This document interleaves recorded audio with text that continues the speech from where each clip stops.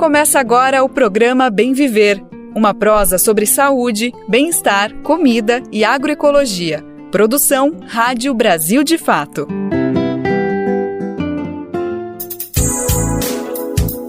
Bora para mais uma? Tá começando mais uma semana e com ela mais uma edição do Bem Viver, uma produção do Brasil de Fato. Hoje é segunda-feira, minha gente! Força que hoje é dia 12 de agosto de 2024.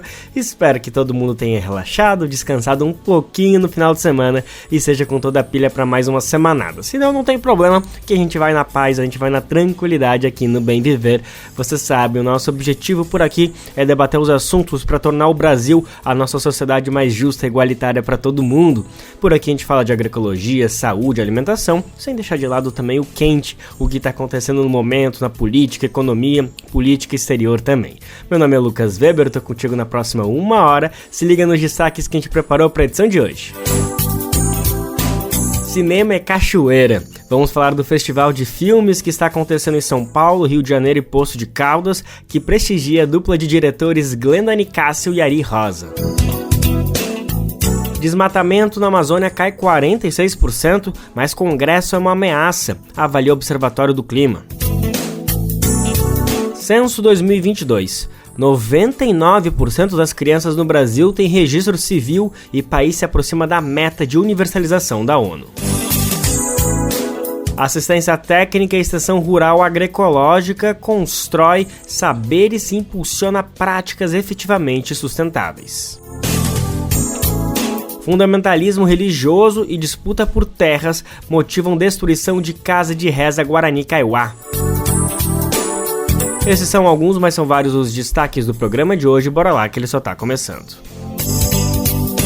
Rio de Janeiro, São Paulo e Poços de Caldas, em Minas, estão recebendo a mostra Cinema é Cachoeira, que reúne diversos filmes produzidos por essa dupla de diretores, Glenda Nicásio e Ari Rosa. Os dois são mineiros, mas têm a sua trajetória como cineastas justamente em Cachoeira, essa cidade no recôncavo baiano, que se transformou muito no cenário da produção dos filmes dos dois. Bom, São Paulo e Poços de Caldas, então, tem essa programação que vai até quarta-feira, dia 14, no IMS, o Instituto Moreira Salles. No Rio de Janeiro, está no Cinema Estação Net. A programação, a princípio, vai até quarta-feira, dia 14, mas a gente vai atualizando aqui no programa, mas também dá para procurar nas próprias redes sociais dos artistas e desses cinemas de cada cidade para ver se, de repente, não tem uma extensão, se não vai um pouquinho mais para frente. A gente vai falar sobre isso, mas antes a gente vai celebrar mais sobre essa trajetória, porque a gente tem o prazer de receber ela, Glenda Nicásio, aqui no programa. Antes de tudo, Glenda, que prazer poder falar contigo. Obrigado mais uma vez pela tua disponibilidade em atender o Brasil de Fato, viu? O prazer é meu de estar aqui. Um abraço para todo mundo que está ouvindo a gente e vamos lá. Glenda, entre alguns filmes que estão circulando na mostra, tem o nosso clássico, nosso xodó, Café com Canela, Até o Fim, Ilha, Munguzá, Vontei. São vários filmes, acho que, não sei se todos esses, mas a grande maioria se passa em Cachoeira. E eu queria começar te ouvindo um pouco sobre isso, porque vocês dois, tanto você como o Ari, são de Minas, se não me engano, até de Poços de Caldas, mas foram estudar em Cachoeira e de lá tiraram toda essa inspiração para esse cenário que acaba contando não só a paisagem, mas todos os contornos políticos que essa cidade tão emblemática, tem uma cidade super histórica que carrega várias diversidades e ao mesmo tempo potencialidades. Eu queria te ouvir um pouquinho como que foi essa decisão de vocês, primeiro de estudar lá na Universidade Federal do Recôncavo Baiano e depois da onde que veio esse processo de transformar todo esse cenário em um cenário definitivo para o filme de vocês. Foi algo um pouco natural, foi pensado, enfim, queria te ouvir um pouquinho sobre isso. Então, são vários processos, né? Acho que tudo se inicia com o nosso encontro, que se dá em Cachoeira, justamente na turma de 2010, do curso de Cinema e Audiovisual da UFRB. É a terceira turma e era a primeira vez que se podia entrar na universidade com a nota do Enem, que era, né, tipo, uma coisa muito nova, né, que era o SISU. Então, era uma oportunidade de ouro, assim, não sabia se isso se repetiria outra vez na minha vida, né? Eu que sempre fui aluna de escola pública, que, enfim, sou a primeira pessoa da minha família a cursar uma universidade federal, enfim. Então, tinha várias questões ali que me motivaram a agarrar essa chance. O Ari é de Pouso Alegre, a gente se encontra, viramos amigos, abrimos a nossa produtora, a Rosa Filmes, inclusive chamar todo mundo para curtir a gente no Instagram e ficar acompanhando tudo. E eu acho que Cachoeira foi uma grande revolução na nossa vida, né? Hoje, com um pouco mais de distância, eu consigo ver que o nosso primeiro filme, longa-metragem, que foi o Café com Canela, ele foi um filme que eu acho que é uma verdadeira carta de amor para a cidade, assim. Na época eu não entendia isso, mas hoje, com um pouco mais de distância, né? Um filme que a gente lançou ele em 2017. Hoje, depois de uns anos, eu já consigo entender que ele era uma declaração de amor mesmo para essa cidade que transformou muito do meu pensar, da minha forma de entender, né, uma filosofia de vida, assim, né, Cachoeira é uma das cidades mais negras do país, e isso foi muito determinante, assim, para a nossa produção, né, porque aprender cinema nessa cidade, eu acho que é uma experiência única. A gente costuma falar que se a gente tivesse aprendido cinema em outro lugar, o que a gente produz seria totalmente diferente, né? E eu acho que tudo que a gente tem experimentado nesses últimos 13 anos de produtora é muito desse lugar do cinema que a gente aprendeu em Cachoeira, né? Que é um cinema que eu acredito que só é possível porque é realizado lá, né? Com as questões locais da comunidade de lá. É o lugar que a gente escolheu como casa também, então também é a minha comunidade, né? E é o lugar que eu me identifico, assim, no mundo. Eu acho que sempre os nossos filmes têm essa vontade de se comunicar com aquela paisagem, com aquelas pessoas, com aquele cotidiano, e aí depois disso expandir, né?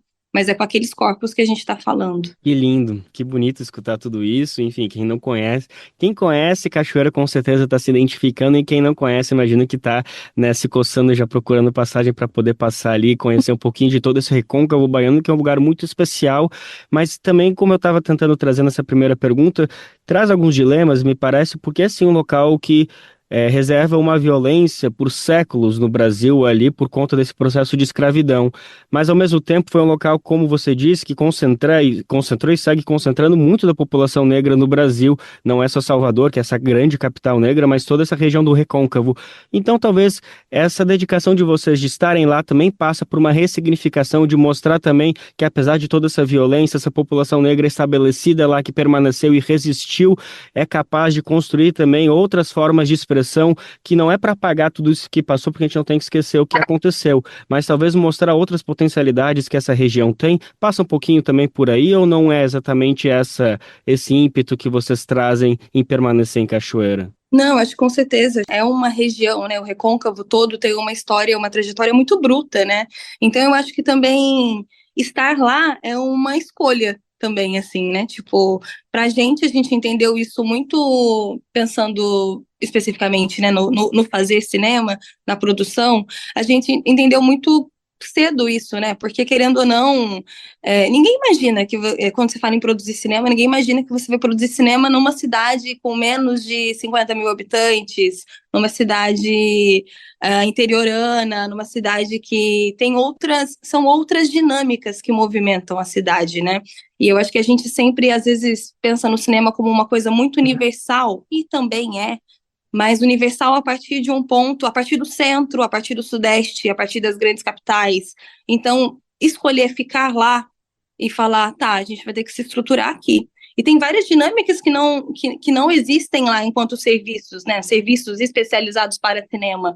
Então, eu sinto que estando lá, a gente também tem que pensar muitas vezes uma organização e uma reorganização desses serviços do cotidiano, como, por exemplo, eu não tenho uma empresa de figurinos para cinema, mas eu tenho uma cooperativa de costureiras que são especializadas. Elas não produzem para vídeo, mas elas podem produzir para vídeo também. Então, eu sinto que é sempre uma produção que está sempre muito colada com a economia criativa, assim. E eu acho que fazer cinema em Cachoeira exige muita criatividade para tudo, né? Porque eu acho que qualquer função exige muita criatividade, porque você, enfim, né, é um fazer do todo dia e que também é artístico em algum momento, que também pode ser artístico em algum momento, assim. Então, eu acho que é uma escolha cada vez mais, eu sinto que foi uma escolha acertada e foi uma escolha cada vez mais política, assim, né, do nosso cinema de permanecer nesse lugar. E de priorizar esses temas, né, alguns temas que não fazem sentido, às vezes, fora dali, e fazer com que eles também virem pautas, né? E o cotidiano de lá também seja uma pauta para a nossa produção enquanto Brasil. Com certeza. Eu já tô reservando algumas perguntas para o final. Uma delas é os próximos passos, que novas produções, e uma delas é se Cachoeira vai seguir sendo um cenário, pelo que eu estou entendendo, sim. Mas antes de falar exatamente sobre isso, sobre esses próximos passos, queria trazer mais um assunto importante. Tem um grande cineasta brasileiro, uma grande referência, que é Joel Zito Araújo, e a gente já conversou aqui no Brasil de Fato algumas vezes, e ele defende algo que a gente é obrigado a concordar ou levar com muita relevância, que o audiovisual, na opinião dele, é o segmento mais racista da cultura brasileira. Eu queria te ouvir um pouco, Glenda, se você sente que você está participando de uma revolução ao ser uma mulher negra no cinema, nesse segmento, como o próprio Joelzito comenta, que é um dos locais mais marcantemente proibidos para essa parcela da população. Queria entender se você vê você como uma peça dessa revolução tão importante de colocar mulheres negras na frente de direção de cinemas. É muito caótico, né? Porque eu acho que a gente não está preparado para ocupar não foi preparado, né? Não foi idealizado que fosse eu que estivesse aqui, por exemplo, né? E eu acho que cada vez mais isso fica mais nítido, né? Acho que eu ainda produzo, tipo, na minha produtora, com uma equipe que eu trabalho há 10 anos, com uma equipe que se formou junto comigo também. Enfim, tem outras parcerias envolvidas ali. Então, eu entendo que, enquanto uma mulher negra, eu ainda estou vivendo num lugar que tem até cuidado ali, né? Comparado a algumas rotinas e algumas produções de muitas amigas que são mulheres pretas também e em grandes produtoras ou em outros formatos, em outros circuitos, né? E eu sinto muito quando eu saio, né? Quando eu saio para fazer produções, às vezes fora desse lugar da Rosa Filmes, eu falo, caramba, né? É muito ostensivo, porque as pessoas não estão preparadas para te ver ali também, né? Então parece que você ali é sempre um susto, né? Tipo, nossa, o que você está fazendo aqui? Eu acho que é uma pergunta que é muito comum da gente ouvir, tanto por pessoas, tanto seja pelas pessoas que vão assistir os nossos filmes, quanto pelas pessoas que às vezes estão trabalhando na sua equipe, né? Quando descobrem, tipo, nossa, você é diretora? Cara, nossa, como? Às vezes as pessoas até perguntam, eu acho que elas não se filtram, né? Então, às vezes até saem nossa, como que você trabalha aqui? Nossa, o que você fez para ser diretora? Várias vezes você ouve esse tipo de pergunta. E são perguntas que te falam, nossa, de fato, né? As pessoas não estavam esperando que fossem eu. A pena delas, né? Eu acho que é um acontecimento o que tem sido realizado no audiovisual brasileiro, assim. E eu, sem dúvida, falo com calma que de todas as vezes que a gente acaba percorrendo muitos festivais, muitas exibições, né, mostras por conta das exibições dos filmes, então sempre é um lugar de encontro, né, de você também entender o que está se produzindo. E sem dúvida eu acho que a potencialidade da produção negra no audiovisual tem sido incomparável, assim. Acho que é um lugar onde nós não podemos contar as nossas histórias por muito tempo. Então tem muita coisa muito fresca, muito nova, muito desformatada, né? Com outros padrões, porque os nossos padrões são diferentes, as nossas opções estéticas são diferentes, são outras, são diferentes, não tem como a gente querer colocar tudo num mesmo tipo de cinema, né? Assim como dentro da própria produção negra, são produções diferentes. Também uma produção negra, assim, você pode esperar qualquer coisa de uma produção negra e de uma diretora negra, né? Assim, também não tem um tipo, eu não vou conseguir dar conta de um tipo de uma idealização que se tenha em cima do que é ser uma diretora negra no cinema brasileiro, porque eu sou de um jeito, mas tem vários amigos que são totalmente diferentes e tem outros discursos, outras pegadas, né? Então, eu acho que essa liberdade está cada vez mais em voga, mas eu sinto que nós estamos ocupando esses lugares, mas não só estamos ocupando esses lugares, mas como nós estamos reestruturando esses lugares, porque ocupar esses lugares, sendo quem somos, reconstruí-los, pensar a partir de outro conceito de brasilidade, que não seja o da branquitude, que não seja de uma herança escravocrata. E fazendo tudo isso com uma beleza ímpar, né? Quem já teve a oportunidade de ver todos esses filmes aí, Café com Canela até o fim, Ilha, consegue ver toda essa preciosidade que vocês estão trazendo, isso é muito lindo. Glenda, eu não sei se a palavra certa é apadrinhada, mas a gente descobriu que você está com uma relação muito próxima com essa grande estrela da TV brasileira, da poesia, da literatura, que é a Elisa Lucinda, né? Vocês têm estreitado os laços aí, inclusive um passarinho me contou que tá rolando um documentário justamente sobre a Elisa Lucinda, quero saber mais sobre isso, mas antes queria compartilhar uma fala que ela falou com a gente aqui no Brasil de Fato sobre esse grande filme Café com Canela, que Elisa Lucinda fala extremamente emocionada, que nos seus 50, 60 anos de carreira, não sei exatamente quantos, ela nunca tinha ouvido e visto uma cena que está presente em Café com Canela, que é uma mulher negra penteando o cabelo com um pente de garfo num cabelo crespo e a cena, quem já teve a oportunidade consegue perceber que dá para ouvir o barulho do pente, e a Elisa Lucinda descreve essa cena assim com uma magia que faz ficar tão linda quanto a própria cena.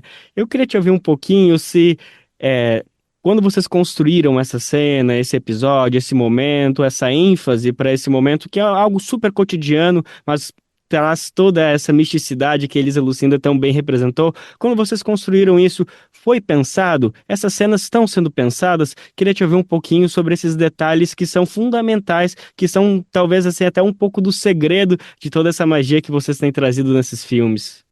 O fato da gente produzir no Recôncavo fez também com que a gente quisesse criar uma linguagem que fosse ancorada nas coisas, nos valores, nos pactos de lá.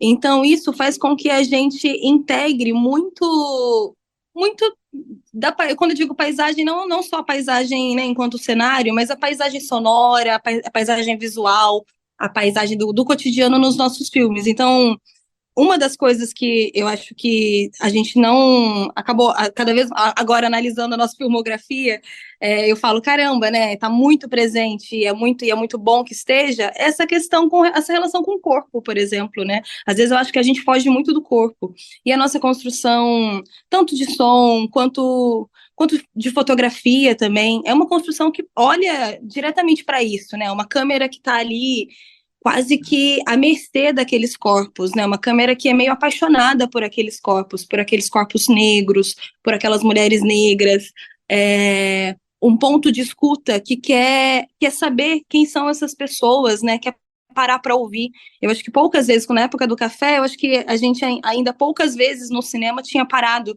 para escutar, de fato, assim, os nossos corpos, né? Os nossos corpos, os sons que nós emitimos, as nossas falas. Então, eu acho que no café isso fica muito, muito explícito, assim.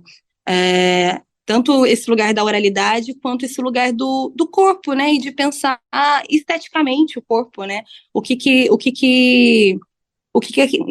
aquele som me traz daquelas personagens, no que dialoga com aquelas personagens, e pensar também que, para além das personagens, existem atrizes ali, né? Existem toda uma equipe que está ali também, preta, trabalhando e fazendo aquilo.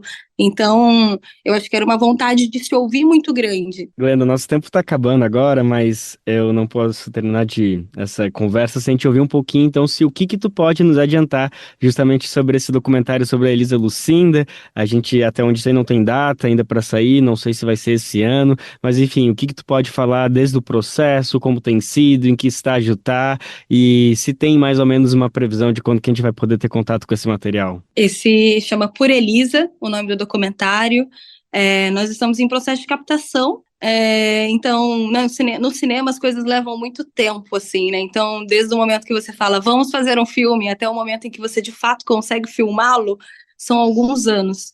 A Elisa enfim, sempre fui uma grande fã, uma grande leitora da poesia dela. Eu gosto muito de poesia, para mim, assim, eu costumo falar que gosto mais de poesia do que eu gosto de cinema, muito mais. Então, assim, eu sempre fui uma grande fã dos livros da Elisa. E quando a gente se conheceu, a gente, enfim, eu acho que teve um apaixonamento ali, assim, enquanto uma sinergia, né? Olhar e reconhecer uma pessoa também que, tipo, fala a sua língua, né? Para mim, a Elisa é extremamente inspiradora, extremamente, assim. E cada vez mais convivendo, estando próxima, eu pensava, gente, Que absurdo, assim, né? A Elisa não tem um filme dela, não tem um produto dela, não tem um... Porque a Elisa, pra mim, ela é um acontecimento. E ela é um acontecimento do agora, assim, né? Tipo, ela traz toda uma trajetória, ela traz toda uma história, mas, assim, no agora, ela produz muito no agora. Muito. Você acompanha ela no Instagram, você vê que ela tá, tipo, numa semana ela fez uma peça, escreveu um livro, se lançou em um filme, e tá finalizando a noite com um espetáculo de música. Você fala assim, gente, o que tá acontecendo? Eu só consegui tomar café da manhã até agora, e a Elisa já fez tudo isso. Então, eu acho que ela é uma intelectual da mais fina praça, assim, sabe? Tipo, acho que ela é das nossas maiores intelectuais pretas hoje, vivas na nossa atualidade. E para mim, isso é muito importante, assim. Então, acho que a gente precisa, acho que falar da Elisa, falar com a Elisa, falar sobre a vida dela, é olhar para nossa história enquanto sociedade brasileira, assim. É você entender, assim, nossa, quem somos? Olha o que uma mulher pode ser na sua potencialidade. Olha que lindo, que deslumbre, assim, né? Então, assim, me vem palavras de muito encantamento quando eu penso na Elisa, e eu espero fazer um filme que vá para esse lugar também, assim, dialogando muito com quem ela é agora, né? Porque eu acho que toda a história que ela traz e tudo que ela nos ensina tá no agora, tá na vida prática dela. E isso é muito bonito, quando o discurso tá na própria vivência, né? Então, em breve, teremos filme, teremos documentário. Espero voltar aqui para convidar vocês para uma sessão linda de abertura desse documentário. Em breve, por Elisa. Viva Elisa Lucinda, viva Glenda Nicásio. Então vamos ficar no em breve. Não temos assim final de 2024, primeiro semestre de 2025, talvez? Eu espero gravar ano que vem. E aí, final de 2025, começo de 2026, talvez está lançando. Tá bom, vamos ter que aguardar bastante, segurar bastante essa ansiedade, mas tudo bem, a gente tem bastante coisa para falar até lá. Inclusive, as pessoas podem... Oi, por favor. Quem quiser projeto, né? Quem ficar muito ansioso e falar, caramba, que projeto lindo, eu quero colaborar. Só me ligar. E se quiser, então, saber como fala com a Glenda Nicásio, é só participar do Cinema Cachoeira, essa mostra que tá rolando em Rio de Janeiro, São Paulo, Poços de Caldas, pelo menos até quarta-feira, dia 14, tá rolando. Procure no Instagram da Glenda Nicásio, da Rosa Produções ou do próprio cinema dessas regiões. O IMS tá com esses filmes aqui em São Paulo e Poços de Caldas, já no Rio de Janeiro, na Estação Net. Procura aí nas redes sociais que tem todas as informações e vamos ocupar o cinema, que daí com certeza esses filmes vão ficar por mais tempo. Glenda Nicásio, mais uma vez, muito obrigado pela disponibilidade de conversar com a gente, viu? Eu que agradeço o carinho, o entrosamento e espero todo mundo na mostra para colar com a gente, se divertir, se emocionar. E é isso aí, gente. Muito obrigada. Programa Bem Viver. Sua edição diária sobre saúde, bem-estar, comida e agroecologia.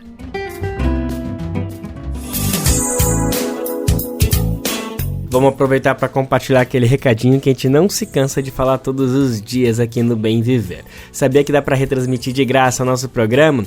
Ele vai ao ar de segunda a sexta-feira e você pode receber fresquinho, bem cedinho, aí no seu e-mail para você nos ajudar nessa missão de compartilhar o Bem Viver em todos os cantos do país. São dezenas, centenas, mais de 400 emissoras que estão com a gente nessa missão. Então, se você tem uma rádio comunitária, regional, educativa, faz o seguinte, manda um e-mail pra gente, ou melhor, vai em radiobrasildefato.com.br e lá você clica em como ser uma rádio parceira, que tem sim um e-mail, todas as instruções para você entrar junto com a gente nessa.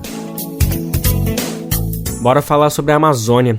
Em 12 meses, o bioma teve a menor área desmatada, isso desde 2016. E a diminuição do índice de desmatamento se deve principalmente por conta das ações de fiscalização.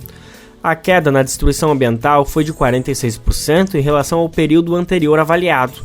No entanto, segundo especialistas, esse cenário aparentemente favorável está ameaçado pelo chamado pacote de destruição, um conjunto de 25 projetos de lei e 3 propostas de emenda à Constituição que tramitam no Congresso Nacional.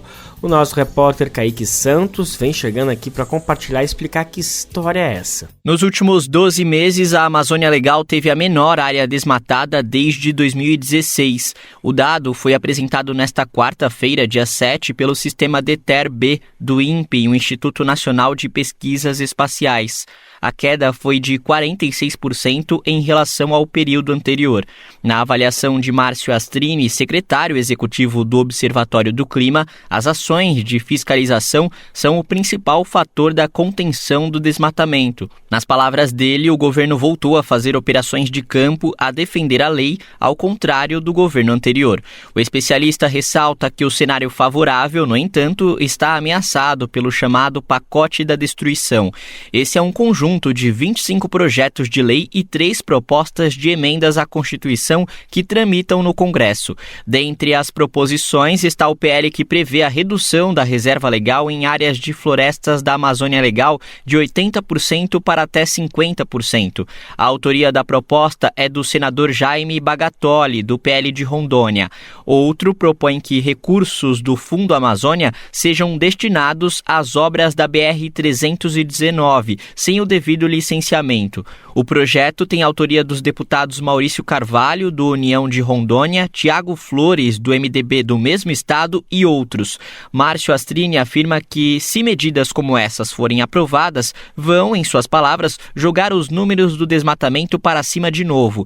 Os dados do INPE foram apresentados em coletiva de imprensa com participação de 2 ministras. Foram elas Marina Silva, da pasta do Meio Ambiente, e Luciana Santos, do Ministério da Ciências, Tecnologia e Inovação. No evento, Marina ressaltou a necessidade de direcionar esforços para o controle da devastação no Cerrado. O bioma registra alta de 9% nos alertas de desmatamento em relação ao período anterior.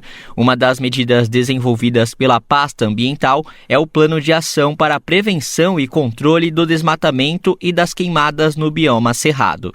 De São Paulo, da Rádio Brasil de Fato, com informações da redação, locução, Kaique Santos. Você já imaginou o que é viver sem documentos? É o registro, nosso documento primordial e que deve ser feito assim que a gente nasce, que garante a possibilidade de acesso a direitos básicos previstos para toda a população brasileira. E o censo de 2022 revelou que o Brasil tem avançado nessa questão. Dados do Instituto Brasileiro de Geografia e Estatística, o IBGE, apontam que o Brasil tem 99,3% das crianças de até 5 anos de idade com registro de nascimento em cartório. Esse resultado aproxima o Brasil do cumprimento de um dos Objetivos de Desenvolvimento Sustentável, os ODS, estabelecidos pela Organização das Nações Unidas, a ONU, que tem mais de 190 países signatários. Nosso repórter Daniel Lamir vai explicar melhor como o Brasil está avançando nessa meta tão importante. O Brasil tem 99,3% das crianças até 5 anos de idade com registro de nascimento em cartório. A informação está no Censo 2022 do IBGE, Instituto Brasileiro de Geografia e Estatística, e mostra avanço de 4,5% desde a última pesquisa, realizada em 2010. O resultado aproxima o país do cumprimento de um dos Objetivos de Desenvolvimento Sustentável estabelecidos pela Organização das Nações Unidas. A meta institui a universalização do registro civil até 2030. Apesar do dado positivo, uma questão sugere que a desigualdade estrutural do país ainda é o que emperra a efetivação total da política. Entre os 6 estados com índices menores a 99%, 5 estão na região norte e 1 na região nordeste. Na análise por raça, o IBGE mostra que houve crescimento entre todas as populações, mas a indígena ainda é a que tem os menores resultados. Todas as regiões brasileiras apresentaram aumento no índice de pessoas com até 5 anos de idade registradas em cartório. A região norte, que historicamente tem os menores níveis, teve a evolução mais expressiva. Saiu de 92,6% em 2010 para 97,3%. Em todo o resto do território nacional, o indicador é superior a 99%. Entre as unidades da federação, apenas 6 tiveram resultados inferiores a 99%. Roraima, 89,3%, Amazonas, 96%, Amapá, 96,7%, Acre e Pará, ambos 98,1% e Piauí 98,9%. Ainda que os números sejam positivos, o total de municípios com 100% das crianças registradas não é tão expressivo e chega a 19,7%. Houve uma ampliação considerável entre 2010 e 2022. No censo anterior, eram 624 cidades nessa situação. Agora, são mais de 1.000. O Rio Grande do Sul é o estado com melhor resultado e tem 42% dos municípios com a totalidade da população com até 5 anos de idade registrada. Na sequência, com índices entre 26% e 30%, estão Santa Catarina, Minas Gerais e Rio Grande do Norte. Apenas 1,17% das cidades brasileiras têm menos de 95% das crianças nessa faixa etária registradas. Isso corresponde a 65 municípios.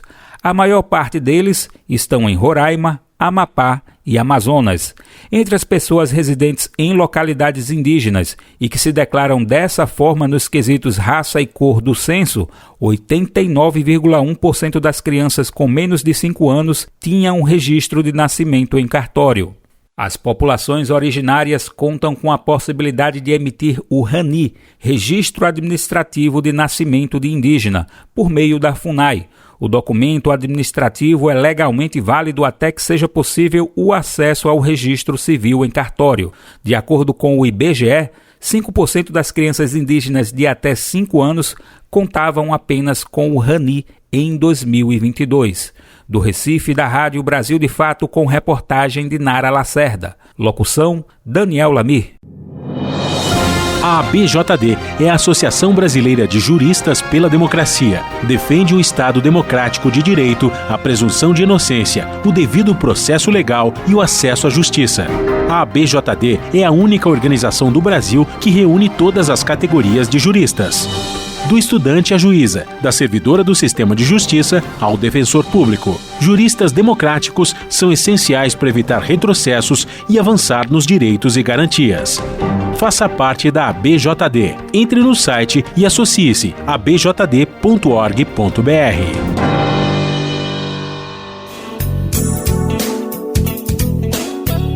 Vamos voltar a falar de esporte, de Olimpíadas. Infelizmente acabaram os jogos, né? Causou muita emoção em todo mundo. A gente acompanhou com todo o coração à flor da pele esse último mês. Enfim, daqui 4 anos tem mais, daqui a pouco tem Pan-Americano, Copa do Mundo, enfim. A gente não pode parar de prestigiar o esporte nacional, seguir incentivando para que a gente continue avançando cada vez mais. Mas agora a gente vai falar de outro país, a gente não vai falar exatamente do Brasil. A gente vai falar da paixão dos cubanos pelo esporte, em especial pelas Olimpíadas. Cuba se tornou o país da língua hispânica que tem mais medalhas conquistadas nas histórias dos Jogos Olímpicos. Só para ter uma ideia, Cuba tem mais do que o dobro de medalhas do que a Espanha, por exemplo, que tem uma população quase 5 vezes maior que a ilha caribenha. De acordo com dados do Comitê Olímpico Internacional, Cuba chegou aos Jogos Olímpicos de Paris em 2024 no 16º lugar entre os países com mais medalhas do mundo. A primeira participação da ilha remonta à segunda edição dos Jogos Olímpicos, realizados em 1900. Desde muito cedo, Cuba foi um dos 5 países da América Latina e do Caribe que participaram dos Jogos Olímpicos, isso junto com a Argentina, México, Peru e Haiti. No entanto, durante várias décadas, a participação de Cuba não foi muito relevante. Em 5 ocasiões, o país nem conseguiu se classificar, ou melhor, não levar nenhum atleta para os Jogos. O sucesso todo de Cuba nos Jogos Olímpicos se dá mesmo depois da Revolução de 59, já que o esporte passou a ser considerado um direito fundamental de toda a população e não um luxo. O esporte é um direito garantido em Cuba, tanto quanto a educação. Cuba é inclusive o primeiro território livre de analfabetismo na América Latina, isso declarado pela Unesco. Foi a partir de Tóquio, em 1964, que a ilha caribenha começou a demonstrar o desenvolvimento esportivo. Durante os primeiros 5 anos da revolução do país, tinha passado por vertiginosas transformações sociais, econômicas, culturais, políticas e sociais também. E a partir dessa mudança no acesso ao esporte como um direito, se criou uma grande paixão em Cuba pelas Olimpíadas. O povo cubano se mobiliza para acompanhar e torcer pelos atletas da ilha. A gente vai saber mais dessa história, dessa paixão pelos esportes, com a nossa repórter Raquel Setz. A cada 4 anos, os cubanos aguardam ansiosamente o evento esportivo mais antigo e mais importante do mundo, os Jogos Olímpicos. A jornalista Denise Arabi não perde uma edição. Para nós, este é um dos principais eventos a cada 4 anos, e acho que é o que mais acompanhamos. Para os cubanos não existe o Super Bowl, ainda que a final da Copa do Mundo também seja muito popular. Mas as Olimpíadas, os Jogos Pan-Americanos ou o Campeonato Mundial de Atletismo são os esportes que mais assistimos. Acho que é porque competem os esportes nos quais temos sido representados ao longo dos anos. Isso nos deu esse senso de presença. E mesmo que Copa não esteja competindo em um determinado esporte, estamos mais familiarizados com os atletas, com a forma como o esporte funciona, como é pontuado. Portanto, sabemos como os esportes funcionam e gostamos de assisti-los e acompanhá-los. Os Jogos Olímpicos acontecem durante o verão caribenho. Assim, no período das férias, as Olimpíadas se tornam um dos eventos recreativos mais importantes para toda a família. É o que explica o funcionário público Sandy Del Collado. Para os cubanos, as Olimpíadas são como uma reunião de família. É como o ponto alto do verão em Cuba, onde muitas pessoas tiram férias ou pausas na escola, então você cresce com a cultura de que a cada 4 anos estaremos assistindo os melhores atletas, um evento de alto nível. Em geral, a televisão cubana não faz cobertura completa de eventos esportivos, mas com as Olimpíadas ela faz. Todo cubano tem uma lembrança ligada às Olimpíadas. Para a editora de texto Lice Vilar Munhoz, o que mais marcou foi o vôlei. Quando eu era criança, assistia a todos os jogos das Olimpíadas. Ele sempre coincidia com as férias escolares. E lembro que a minha avó e eu sempre esperávamos que Cuba, é claro, ficasse em primeiro lugar. Mas também, se Cuba não ganhasse, alguém da América Latina. Assistíamos às Morenas do Caribe, porque eu adorava vôlei. Sandy recorda a época em que o beisebol fazia parte dos jogos. Eu me lembro com meu pai, com os amigos dele, com meus tios e tias, quando eu era criança, de ver o domínio do time de beisebol cubano durante muitos Jogos Olímpicos. Hoje em dia, o beisebol não faz parte do programa olímpico. Só volta como convidado de vez em quando e sempre me lembro de ver o time cubano dominando. Quando não tem atleta ou time cubano em jogo, os habitantes da ilha torcem para o representante da América Latina, como se fosse uma segunda pátria, a Pátria Grande. Denise comenta. Sou particularmente fã da ginástica artística, por isso estou acompanhando de perto nessas Olimpíadas, especialmente a feminina. E também, estou acompanhando os cubanos. Este ano estamos começando um pouco tarde no quadro de medalhas, mas tenho fé neles. Se um cubano não ganhar na ordem de prioridades, estaremos torcendo por um latino-americano. É para eles que estamos torcendo, e isso vale para cada região. Se um cubano não ganhar, vamos escolher um caribenho, depois um sul-americano e assim vamos por ordem de região. De São Paulo, da Rádio Brasil de Fato, com reportagem de Gabriel Vera Lopes, locução Raquel Setz. E vale lembrar que Cuba é um dos países bloqueados economicamente e mesmo assim consegue todos esses feitos esportivos. Como em todos os aspectos da vida em Cuba, o bloqueio ilegal dos Estados Unidos contra a ilha sufoca as possibilidades de desenvolvimento do esporte. De acordo com as últimas estimativas da ONU, o bloqueio gerou perdas de 13 milhões de dólares, cerca de 66 milhões de reais, isso por dia para o esporte cubano somente no ano passado. Uma quantidade gigantesca de recursos que o país está impedido de usar para melhorar a qualidade de vida da população. A perda de recursos afeta diretamente o acesso a equipamentos esportivos distribuídos em centros de treinamento esportivo gratuitos, além do acesso a alimentos saudáveis para a população praticar esportes de alto desempenho. Agora a gente traz aqui no Bem Viver um tema ao qual estamos sempre atentos, que é a luta pela defesa dos territórios indígenas do Brasil.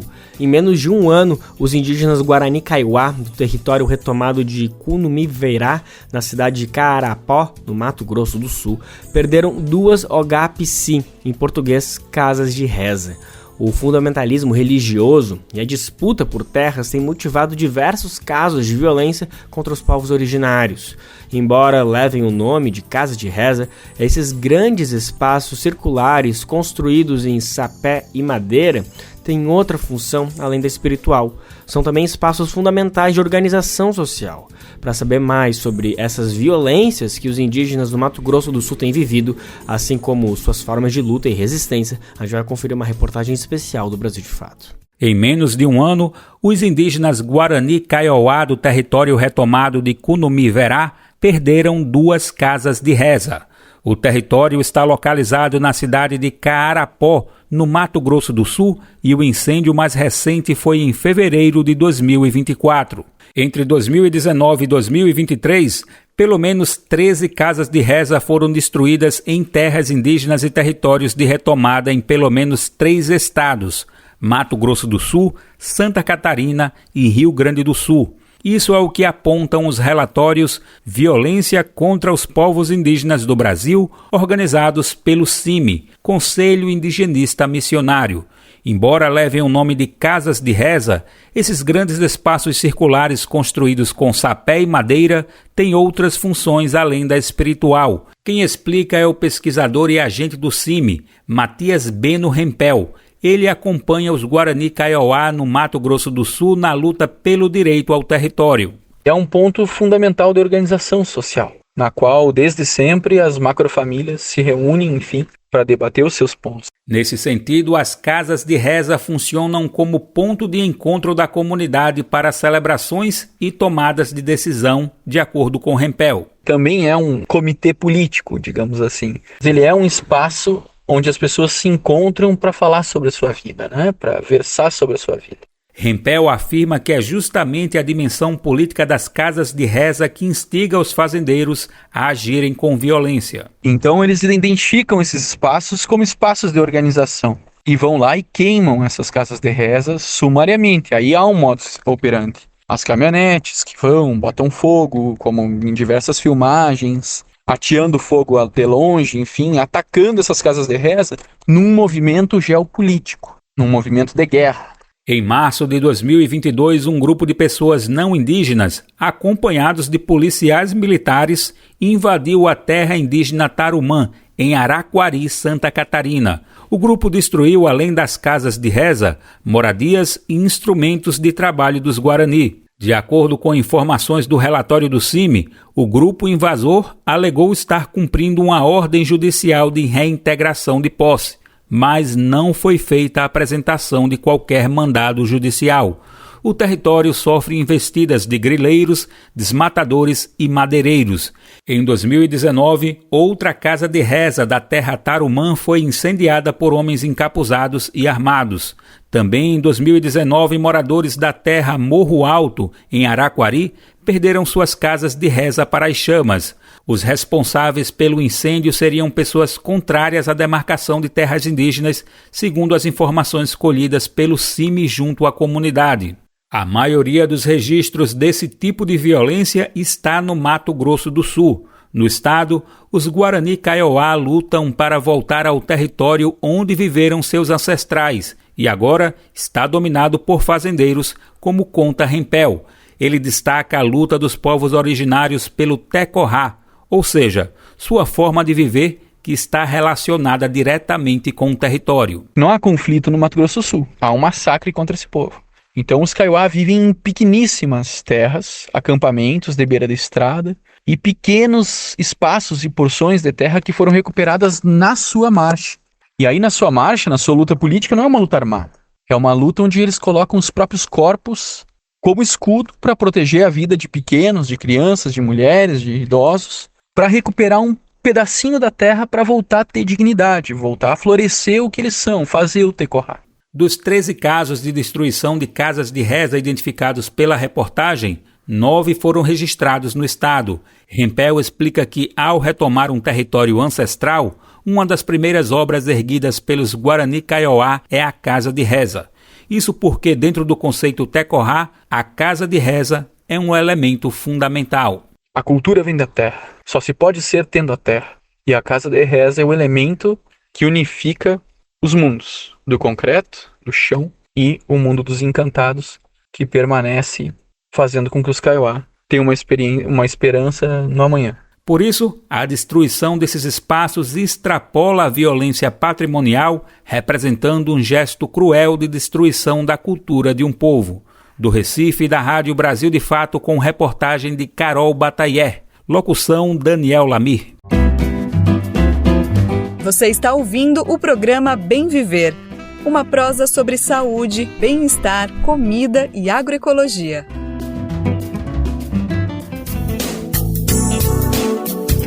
E para ninguém esquecer, a gente tem um encontro marcado, você sabe bem, é de segunda a sexta-feira, sempre a partir das 11 horas da manhã. A gente chega pro mundo inteiro nos ouvir pela radiobrasildefato.com.br, a gente chega junto pela internet. Lembrando que logo depois, à 1 da tarde, a vez da nossa parceira de primeira hora, a RBA, Rádio Brasil Atual 98,9 FM, transmite o nosso programa aqui em São Paulo. Lembrando que também o Bem Viver fica disponível no nosso site e você pode conferir a hora que você quiser nas principais plataformas de podcast como Spotify, Deezer, iTunes e Google Podcast. E no Bem Viver de hoje, para começar bem a segunda-feira cheio de ânimo, tem aquele momento que a gente adora, o momento agroecológico. Hoje a gente vai conhecer uma experiência em Pernambuco que traz a importância da assistência técnica e extensão rural agroecológica, também conhecida como ATER Agroecologia. A agricultora Fátima Rocha, de 45 anos, vem transformando desde 2010 os seus 3,5 hectares de terra em um local cada vez mais sustentável, tanto em aspectos ambientais, sociais como econômicos. A agricultora desenvolve a chamada transição agroecológica, em que aos poucos deixa para trás algumas práticas convencionais como o desmatamento e as queimadas. Hoje ela aproveita cada centímetro do espaço com o chamado quintal produtivo, onde tem criação de aves, ovinos, suínos, bovinos, além de 2 roçados. A agricultora reconhece e valoriza a importância do ATER, mas também ressalta que o serviço precisa favorecer e agregar um viés cada vez mais agroecológico. Vamos entender melhor que assunto é esse, como que a gente precisa se aproximar? Daniel Lamir, especialista de primeira hora no assunto, explica pra gente. Vai, Dani!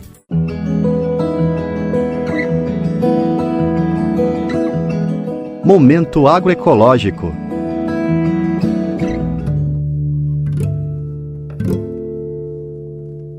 Aos sábados, a agricultora Fátima Rocha, de 45 anos, vê o sol raiar do bairro de Setúbal, na zona sul do Recife.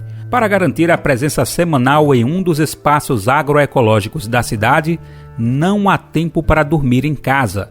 Ela viaja cerca de 100 quilômetros de sua propriedade, na zona rural do município de Bom Jardim, no agreste pernambucano.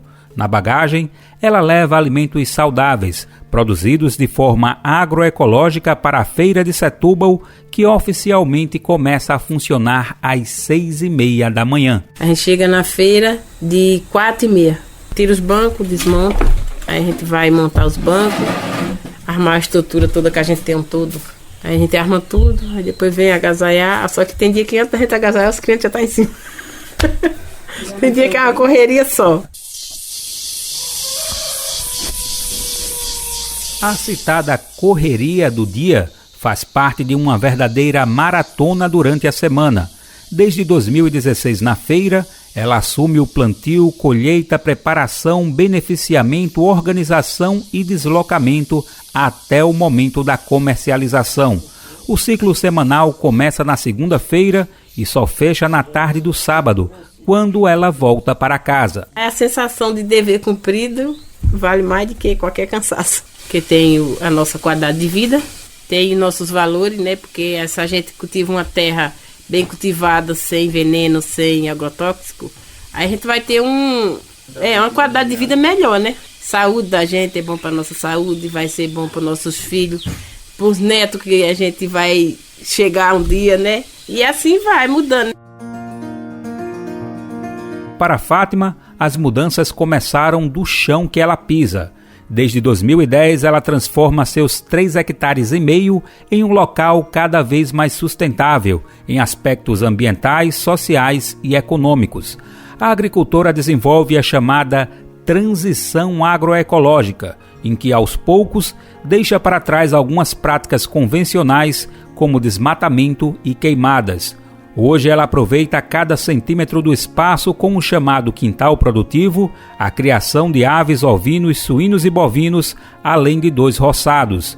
Ela mantém um patrimônio de biodiversidade no local, além de um conhecimento valioso na relação com outras pessoas e com a natureza. A natureza responde a gente, né? Se a gente souber respeitar a natureza, se a gente souber dar valor à natureza, a gente vai ter as respostas da natureza para nós. Porque se a gente planta uma coisa com carinho e souber respeitar a natureza, ela vai dar uma planta bonita, uma fruta boa, uma árvore bonita, né? Isso aí é respeitar a natureza, não botar veneno, não queimar, né? É isso aí. Uma troca de experiência com a natureza, saber respeitar a natureza. Para Fátima, uma das atividades essenciais no apoio ao trabalho agroecológico é a ATER, sigla da Assistência Técnica e Extensão Rural. Mas, de acordo com ela, muitas vezes o serviço é realizado de forma inadequada, com pouco tempo e, em suas palavras, de cima para baixo. Ou seja, atropelando uma perspectiva dialógica de construção do conhecimento. A agricultora questiona o formato de visitas técnicas convencionais, com uma média de 2 horas de duração. Para ela, um tempo maior é necessário para uma efetiva troca de saberes que considere sua experiência e território no tempo com um técnico ou técnica de ATER. É o tempo para passar mais conhecimento para a gente e a gente passar os conhecimentos da gente para ele, né? Porque assim, se ele não é um agricultor, ele não vai se interessar pela nossa história. Ele vai chegar, impor o que ele sabe e por aí fica, né? Não vai querer trocar as experiências com a gente. A ATER cobrada por Fátima deve levar em conta as especificidades das condições de trabalho. Ela afirma que a lida ficou ainda mais pesada depois que o esposo, em 2018, sofreu um AVC, acidente vascular cerebral. Ele ficou impossibilitado de participar das demandas no campo. Na organização familiar, os estudos são prioritários para os 2 filhos adolescentes, que passam mais tempo na escola. Todo esse contexto, de acordo com ela, deve ser valorizado e considerado, ao invés de uma ATER como receita pronta para ser replicada nas propriedades. A agricultora ressalta, por exemplo, que o serviço de ATER precisa agregar pautas dos movimentos populares, como a luta contra a sobrecarga de trabalho das mulheres. Recentemente, a ANATER, Agência Nacional de Assistência Técnica e Extensão Rural, deu um passo importante nesse sentido. Foi a chamada pública de uma ATER específica para as mulheres. Mas Fátima destaca a participação em outra experiência, realizada antes da chamada, que, de acordo com ela, poderia contribuir para essa e outras atividades na ATER. Foi a participação no chamado Método Lume, desenvolvido por organizações na região Nordeste. Essa é uma iniciativa na proposta de favorecer um ATER de viés agroecológico que, de acordo com ela, ajudou a perceber sua sobrecarga de trabalho. Eu não percebia, né? Aí, com esse método, eu percebi que todas as atividades é eu. Eu me vejo em todas elas. Meus filhos, eles me ajudam, mas assim, muito pouco que eles estudam. Eu não posso ter eles estudos para vir trabalhando, por enquanto. Eu me vejo em todas as atividades ali. Cuido dos bichos, trabalho na horta, trabalho no roçado, trabalho em casa, faço feira, faço tudo, praticamente.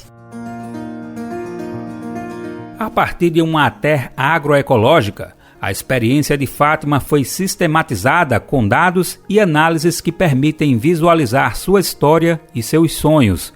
Com o método Lume, ela problematiza situações e busca soluções para questões como a sobrecarga de trabalho, entre outras.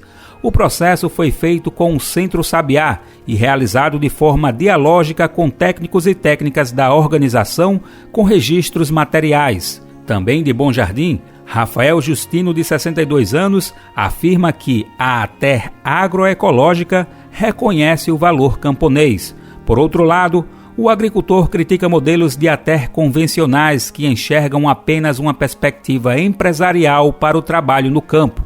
Tudo isso, de acordo com ele, traz apenas uma ilusão no aspecto econômico.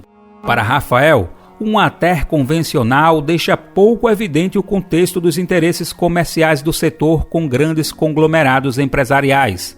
Ao contrário, Rafael defende que uma ATER agroecológica possibilita enxergar melhor um caminho para a autonomia camponesa. Nesse sentido, com a economia solidária nas comunidades e qualidade de vida, sem exploração do trabalho e com alto consumo de alimentos saudáveis, por exemplo. Eu diria que o povo hoje em dia pensa no agronegócio. O agronegócio é agricultura de empresários, sabe? Empresário não é agricultor. Aí o pessoal na visão do agronegócio, ele vai cada vez se afundando no negócio. Não adianta o cara correr atrás de uma coisa dessa não, que não dá não. É melhor o cara se organizar e correr atrás de uma coisa que é possível. Que é possível e é comprovado, o tempo todo foi comprovado. Por essas e por outras experiências, 12 organizações que atuam no Nordeste defendem a ampliação das ações de uma ATER agroecológica. Elas fazem parte da Rede ATER Nordeste de Agroecologia e afirmam que o método Lume, desenvolvido por elas, ajuda de forma concreta as famílias e as comunidades. No argumento, o coletivo destaca que, com dados e análises, o chamado método Lume ajuda a perceber soluções concretas no campo. Alguns aspectos são segurança e soberania alimentar, convivência com a natureza e o desenvolvimento sustentável nos territórios. O método está registrado desde 2017 no Banco de Tecnologias Sociais da Fundação Banco do Brasil e já foi desenvolvido com cerca de 150 famílias na região Nordeste. Antônio Carlos, conhecido como Tonico, técnico do PATAC, afirma que o Lume possui um conjunto de ferramentas metodológicas simples, mas potentes. Favorece uma participação independente do temperamento, da história da família, né, se a pessoa é mais extrovertida ou não, né? Então é uma ferramenta muito eficiente do ponto de vista não só conceitual, mas metodológica, né, no sentido da gente qualificar o trabalho de assessoria técnica, seja numa chamada pública, seja em outras iniciativas, né, como visitas de intercâmbio, projetos em rede, né, pesquisas. O método Lume foi criado pela organização ASPTA e segue em constante aprimoramento pela Rede ATER Nordeste de Agroecologia. A iniciativa aponta um modelo de assistência técnica no sentido dos postulados de Paulo Freire sobre o modelo do serviço no Brasil ao longo de décadas. O educador analisou o trabalho de técnicos e técnicas extensionistas e defendeu um trabalho mais aberto à comunicação e ao reconhecimento dos saberes camponeses. Em exemplo prático, seria a indicação de profissionais que, antes de falar, estejam abertos a uma escuta verdadeira das famílias do campo. O Brasil de Fato entrou em contato com a Anater, órgão vinculado ao MDA, Ministério do Desenvolvimento Agrário e Agricultura Familiar. A agência afirmou que a atual gestão tem o compromisso de construir programas e prestar assistência de forma dialógica e com objetivos agroecológicos. Dessa forma, de acordo com a Anater, todas as chamadas de assistência técnica e extensão rural lançadas desde o ano passado mantêm essas diretrizes. A agência destacou o cumprimento à Lei 11.326 de 2006 para garantir uma ATER dialógica para a construção participativa do desenvolvimento rural. Também foi afirmado um constante monitoramento e diálogo da nova gestão da Anater, tendo a agroecologia como referência. Como resultado das citadas melhorias, foram exemplificados avanços na produção de alimentos saudáveis, mitigação dos efeitos das mudanças climáticas e promoção do bem viver nos territórios. Do Recife, da Rádio Brasil de Fato, Daniel Lamir.